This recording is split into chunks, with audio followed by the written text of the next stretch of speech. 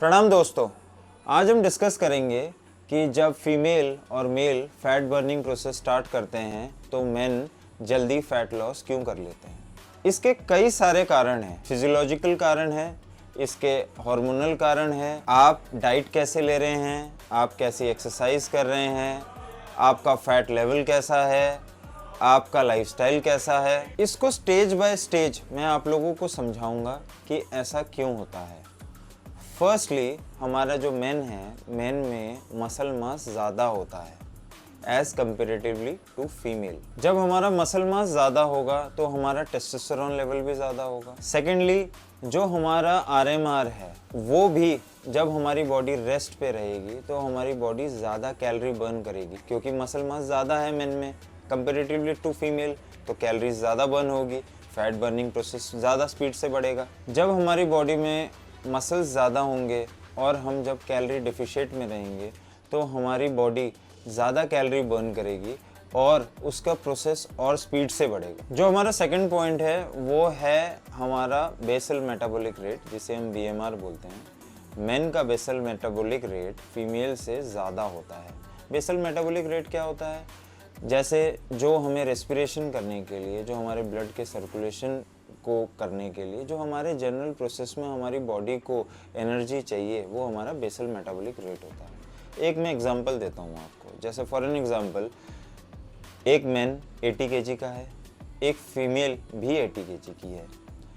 उनके muscle mass में difference होगा। जैसे एक मैन होगा, उसकी जो बॉडी का फैट परसेंटेज है वो 15% होगा, 80 केजी का एग्जांपल दे रहा हूँ, और फीमेल का 80 केजी का ही 25% होगा। तो फीमेल में फैट ज़्यादा है और मेन में फैट कम है, तो कैलोरीज बर्निंग प्रोसेस किसका ज़्यादा होगा?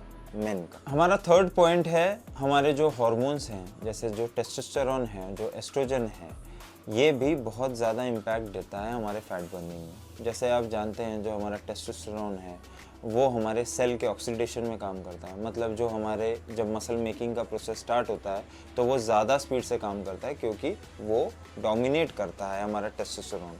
सेकेंडली, वो मसल मेकिंग में सबसे ज़्यादा हेल्प करता है। उसी कंपेरेटिवली अगर हम एस्ट्रोजन की बात करें तो जो एस्ट्रोजन है, एस्ट्रोजन की टेंडेंसी ही फैट को एक्युमुलेट करनी है, क्योंकि स्टार्टिंग से ही बॉडी फैट को एक्युमुलेट करती है ताकि जब वो रिप्रोडक्टिव प्रोसेस में आएगी तो उसको एनर्जी या उसको सप्लाई अच्छे से मिल पाए। थर्डली, एस्ट्रोजन जो है वो हल्का सा फैट बॉडी में स्टोर करके रखता है ताकि जो हमारे मेंस्ट्रुएशन साइकिल हैं, जो भी सारी चीज़ें हैं, उसमें वो थोड़ा थोड़ा एडअप करे। हमारा फोर्थ पॉइंट है हमारे फैट का डिस्ट्रीब्यूशन हमारी बॉडी में कैसे है।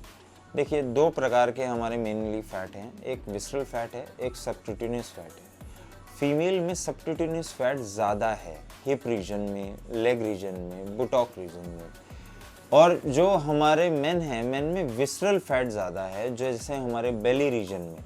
इसीलिए जब main fat burning process start करता है तो उसका रिजल्ट ज़्यादा जल्दी दिखने लग जाता है एज़ कंपेरेटिवली टू फीमेल।